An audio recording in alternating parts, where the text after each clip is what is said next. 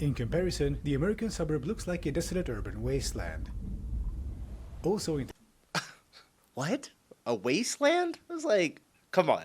Look at the grass. Everything looks beautiful. How's that a wasteland? What's going on, you guys? Today I'm going to be reacting to American versus European suburbs and why US suburbs suck. Okay, full disclosure, I live in the suburbs of America, and I feel like they're pretty nice, but hey, I could be proven wrong completely. There are some things that do suck about living in the suburbs, but when I think about European suburbs, I actually can't really even imagine it. Visualizing something from like Harry Potter. I wonder.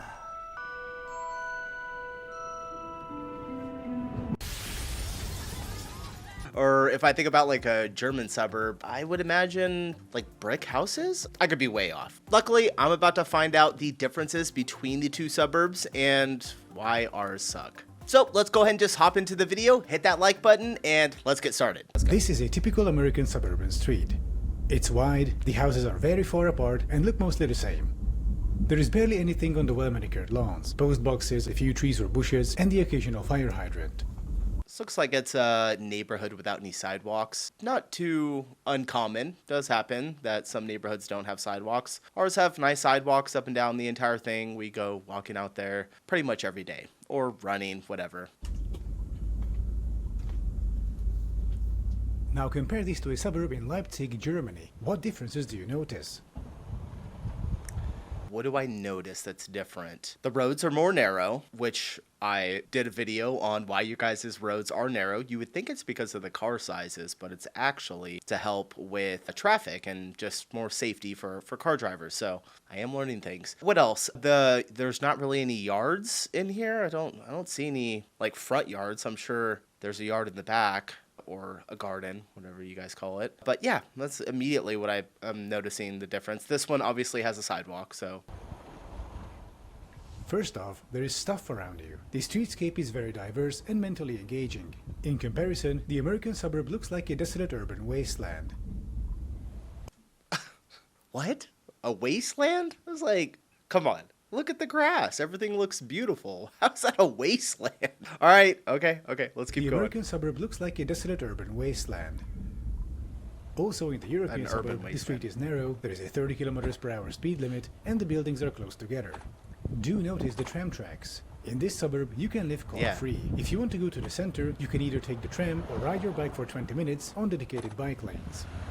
That is much better. If I had a tram outside of my house, oh my gosh, I would sell my car immediately. It looks nice. Looks pretty.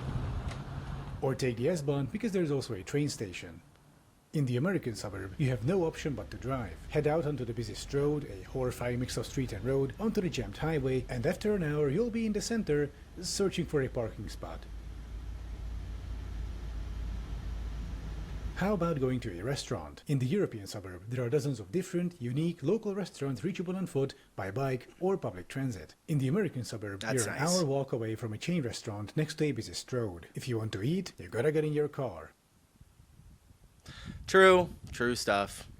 What if you have children? In this European suburb, there are 3 schools close by. Kids can walk or bike there on their own and learn to be independent early on. In the American suburb, a child could get to school after 35 minutes of walking, mostly along a busy arterial road, also having to cross a 6-lane road. And somehow, there's no crosswalk, so kids have to be driven to school every day by mommy and daddy. We have buses. It's just, I guess it's different for every city. I live like a quarter of a mile away from my kid's school. And then their other school that they're going to be going to next year is about the same, maybe like a mile away. Probably wouldn't walk to that one. Actually, she could if she went out. It's not even a mile. It's about a quarter mile as well. Thinking of a different school. It's a brand new school. Anyway, enough with schools. They can be close, and we have buses. The buses come and pick up the kids and take them to school and also take them home. You're not always like really far away from school unless you live out kind of in the countryside. I feel like I'm just like defending everything for America right now. But I don't know. A guy kind of seems like he's got a weird outlook on our suburbs. But. Same goes for sports. Over here, kids can take a 10-minute walk to the nearest sports field or a 3-minute bike ride on calm, safe streets on their own. In the US, it's a 40-minute march through a maze of streets partially along a major transit artery. Gotta get in the SUV and let mommy drive you to practice. This is where the term soccer mom originates from, by the way. People lament today's children for being overly dependent on their parents. But in such neighborhoods, children don't have a choice but to be dependent. Otherwise, they cannot go anywhere. They are stuck at home. In contrast, in European suburbs, kids can be let out safely to move around on their own, to go to places they want to, without the need for the mommy and daddy taxi service. Okay. Do note that yellow residential building on the left. That is a mid-rise. European suburbs tend to be a mixture of those and single or multi-family homes, like on this street. Yeah, we kind of have that as well, just depending where you're at. And that's kind of the thing too. He's pulling up a map of one location and showing how far everything is in that one suburb. It's like we've got probably hundreds of thousands of suburbs in America, so they're all kind of different. And I'm sure that the suburbs in your guys' countries are, of course, much, much different everywhere. So let's see what else he's got.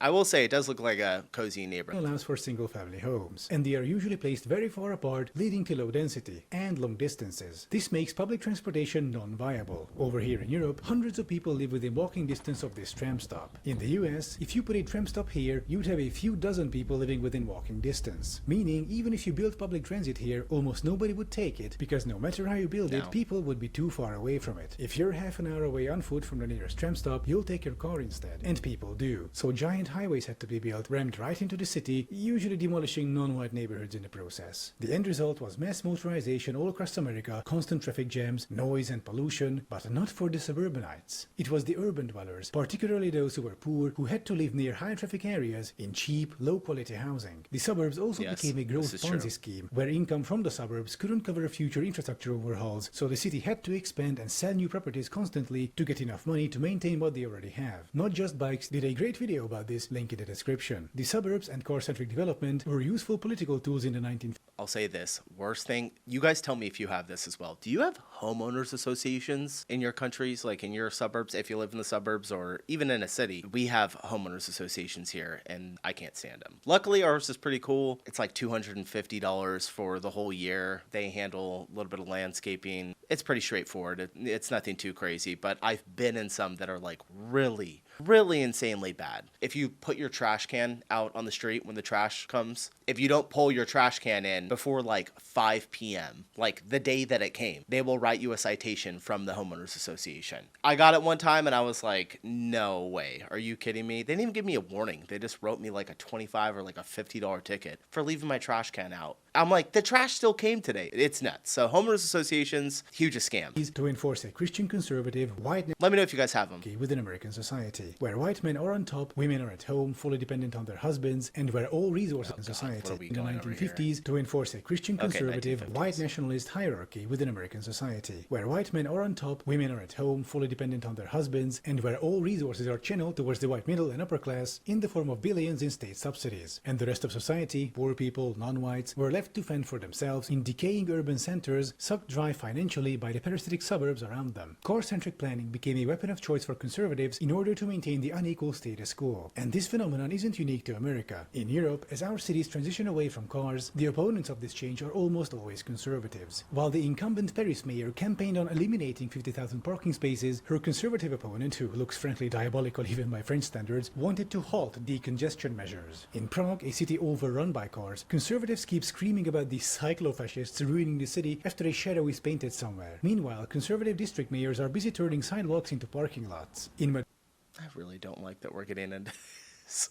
Oh gosh, anytime I say anything related to politics, so I'm just going to keep my mouth closed on this one. The conservative city leadership cancelled the ultra-low emission zones, leading to local protests to bring them back. In Budapest, we have Orbán's far-right conservatives screaming about how there is a witch hunt against drivers by the new center-left mayor, and complaining how in inner-city Budapest it's almost faster to walk now than to drive. Even in Germany, Bavarian conservatives are dumping money into highways while letting the rail network fall into disrepair. As a rule of thumb, in every city with decongestion measures, you'll also find conservatives screaming about the war on cars. Oh my The gosh. symbol of hierarchy in transportation, where the affluent suburban minority gets to occupy 80% of public space inside cities, compared to the more egalitarian space use of public transit and bicycles. God forbid I'm gonna throw a wild guess out there. This guy is not a conservative. you have to get out of your giant SUV of death and get on a tram with That's ridiculous. What is, I mean, that looks like an expedition, but oh my gosh, that thing is so ugly. God forbid you have to get out of your giant SUV of death and get on a tram with the peasants. Of course, upholding the conservative hierarchy An SUV of death? What are you talking about? SUV is like one of the safer cars you can drive.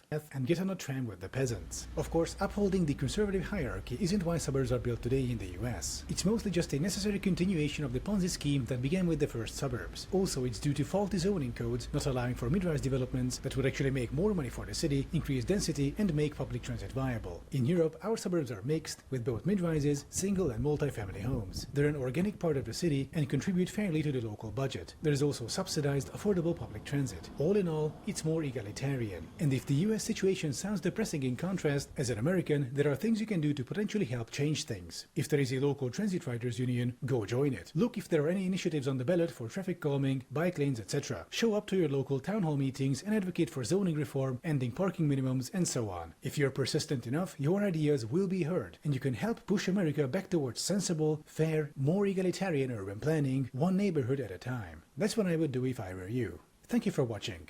All right, well, thanks for that one. Okay, interesting. I'd say like the first half of the video, kind of where we're like going through the differences between the different suburbs. I didn't really like how, I'm not even a conservative. I don't call myself a conservative, but I just didn't like how he's like, obviously he has a agenda that he's putting forward. But hey, appreciate it. Gonna shout out Adam here. He's the one that made the video. Did a really good job. So check him out if you guys haven't already. And I appreciate you stopping in. I'll see you in the next one. Bye.